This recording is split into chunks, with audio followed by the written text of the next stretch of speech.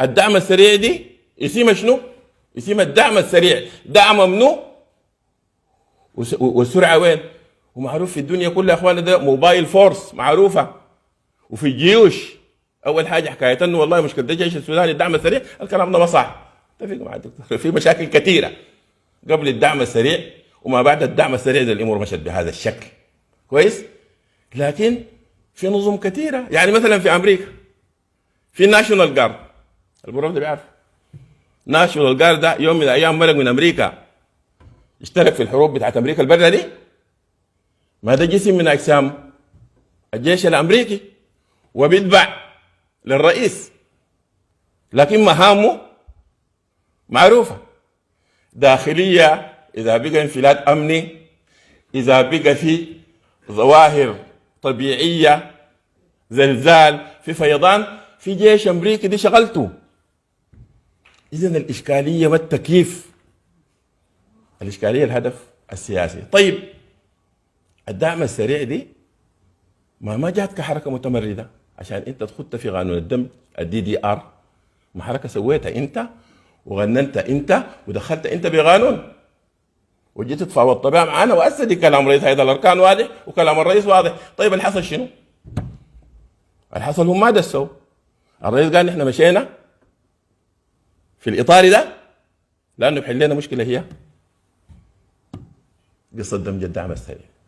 الكلام ده صح ولا ما صح؟ سمعتوا ولا ما سمعتوا؟ طيب ناس الدعم السريع قالوا مشي في الموضوع ده لانه عمل لهم مصالح والتزامات وحقوق. اخذت الناس دي كلها في الحته دي منه؟ هل الخمسه ولا السته ديل؟ لا، ده المجتمع الدولي بالمناسبه، ده المجتمع الدولي ادى الضمانات وده الضمانات. والليله بيتكلموا المبعوثين الجو ورجعوا وبيدعموا في الاطار، الليله بيتكلموا عن ضبط النفس، تكلموا عن ضبط النفس، بكره حيتكلموا عن سحب الرعايه، بعد بكره حيتكلموا عن انه عدم التعرض للمدنيين، بعدها حيتكلموا انه اعمل وقفه نار عشان الجثث تتشال من الشوارع. ده التاريخ، ده تاريخ المجتمع الدولي. انت الان العسكريين كلهم نحن بنحملهم هذه المسؤوليه. انتوا دخلتوا في الورطه دي ما عشان الجماعه دي نحن بنعرف ان انتوا عارفينه، لكن دخلتوا وقعتوا في الفخ بتاع المجتمع الدولي، ويظل بيفتكر ان المجتمع الدولي ده حيفرض له ويحقق له رغبته وحيضغط له الاخر. انتوا شايفين التليفونات هسه اللي بتتضارب دي، ويبقى هنا المساله واضحه زي ما قلنا. البضاعه المطروحه دي منه؟ اذا كان البائع واذا كان المشتري واذا كان السمسار، البضاعه دي الشعب السوداني ده وسياده الشعب السوداني ده وكرامه الشعب السوداني ده وما تبقى من الشعب السوداني، دي البضاعه المطروحه. عشان كده المساله ما عادت فنيه ولا عادت مساله تتحمل الكلام الهين. يعني انا الليله مع احترامي للواء بورما الان بيدعو الجيش والدعم السريع والقوة السياسية ومنظمات المجتمع المدني عشان يلتقوا في حزب الأمة عشان يحلوا المشكلة. كيف فاقد الشيء لا يعطي؟ انت كيف بتحل مشكلة انت اساسا وانت وصلت للحتة دي؟ يا تو مشكلة كيف وصلنا؟ لا مروي كيف؟ فبيبقى يا اخواننا الكلام الواضح والصريح. اول حاجة الموضوع ده ما فيه طريقة للامام، لا اطاري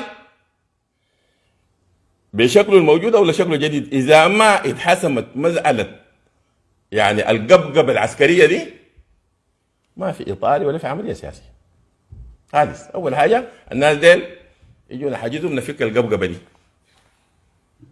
وشغالين فيها لعلمكم من البارح نحن ناس. نعم، فنحن ده شغالين فيها من امبارح. ناس ما نامت، الناس الحقيقيين المقبولين من امبارح هم قاعدين في خشم الجماعه ديل المقبولين، ودي قياده الكتله الديمقراطيه وبالتحديد فريق مالك عقار ومني اركم الناوي ودكتور جبريل. ودي القيادات الوطنيه اللي كان الناس بتفتكر انها والله دي قيادات جات من اجل السلطه وجات من اجل المصلحه. لا، قيادات اثبت انها قيادات وطنيه، والكان قاعد يحصل دائما في الاتفاقات العسكريه بيحصل خرق لوقف اطلاق النار ما بين الجيش والتنظيمات. الان دول هم بقوا وسطاء من قوتين من قوات الجيش، يجب ان نشيد بهم رغم الضغط. والوحيدين اللي وقفوا قالوا للمجتمع الدولي ده نو. المجتمع الدولي ده مشى معاهم في كل انواع الترغيب والترهيب، قال لنا لانه البلد دي حتضيع ونحن ضقنا الحرب وما دارين البلد ترجع للحرب وما دارين نمشي لحرب ثانيه. لكن للاسف الشديد الناس اللي ما ضاقوا الحرب بيفتكروها نزهه. الشيء الثاني والاخير بختم به يا اخوانا، نحن 66 ولا 67 سنه ما في حركه مسلحه انتصرت على الجيش السوداني خالص، ولكن بنفس الغدر الجيش السوداني ما قدر ينتصر على اي حركه مسلحه. انا شايف في الجروبات اذا في زول بيفتكر ان المعركه دي اذا انضربت الطلقه دي في منتصر ومهزوم، انا افتكر ده جهل. ودي دخلت فيها دول، امريكا دخلت في افغانستان بعد ضياع زمن وبضياع مال وارواح، في النهايه ما في حل عسكري. السعوديه دخلت في اليمن، شايفين ليبيا هذه ما في حل عسكري. اي اتجاه واي دعم لجهه عسكريه ضد الثاني هي ضياع ما تبقى من هذا البلد. طلقه واحده ثاني ما في. نحن معقدين اكثر من الصومال، وتركيبتنا معقده اكثر من ليبيا، ومراراتنا التاريخيه اللي عندنا اكثر من اليمن ومن سوريا. اذا انطلقت طلقه ما تطلع. طيب اذا كان الحركات المسلحه اللي كانت من الاستغلال من الجنوب، نانيا ونانيا 2 كلها حركات في الغابه، انت الان بتتكلم لك عن جيشين احترفت بهم وضعوا، اي واحد فيهم ما لا يقع على 100,000 موجودين بدل الغابات في غابات الاسمنت هنا في الخرطوم. ده تقول لي كيف؟ شجع كيف؟ انه يكون في مواجهه. يجب ان نتفق جميعا انه يا اخواننا ما في حل عسكري، وانه الناس اللي يرجعوا للخلف. اول شيء التنشن العسكريه دي تقيف، زي يقول انك انت اذا عندك ضغط، عندك اي مرض ثاني بقول لك اول حاجه ننزل الضغط ده، بعدين نشوف العلاج. ما في طريقه كلام بعد ذاك من اجل الاطار ده. هو ما في اتفاق اصلا، ولا يوم واحد ما جاب اتفاق. اول شيء بدا به هم من نقابه المحامين انقسمت ما اتفقت عليه. 2 البحث مرق ما اتفق عليه.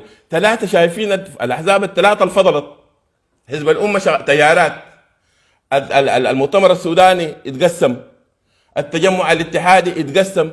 ياتوا اتفاق وياتوا اطار، في ياتوا اطار انت شغال بدون اي معيار. فاذا التمسك بهذه العمليه اللي هي عمليه انا بفتكرها مؤامره دوليه، ما عندها اي تفسير غير كده، وهي ذول بيفتكر بتحقق لي مصالح. ناس الجيش بيفتكروا انه والله بيخلصون من القصه بتاع الدعم السريع، وناس الدعم السريع بيفتكروا بيثبتوا لهم اوضاعهم اللي بيقوا مقاوعين فيها دي، والناس متنكره على الاتفاقيات اللي بيناتهم. والجماعه ديل بيفتكروا بيترجعهم للسلطه، ما في حاجه غير كده. طيب ده كله ندفع فيه ثمنه نحن ويدفع فيه ثمن الشعب السوداني. والدور ده نتكلم عن الحلقه الشريره، انقلاب بعد ديمقراطيه، ده ما في. انا بتفق معك ما في انقلاب ثاني، لكن في الاسوأ يا ريت يكون في انقلاب، لانه جاي ده اسوأ من الانقلاب. ما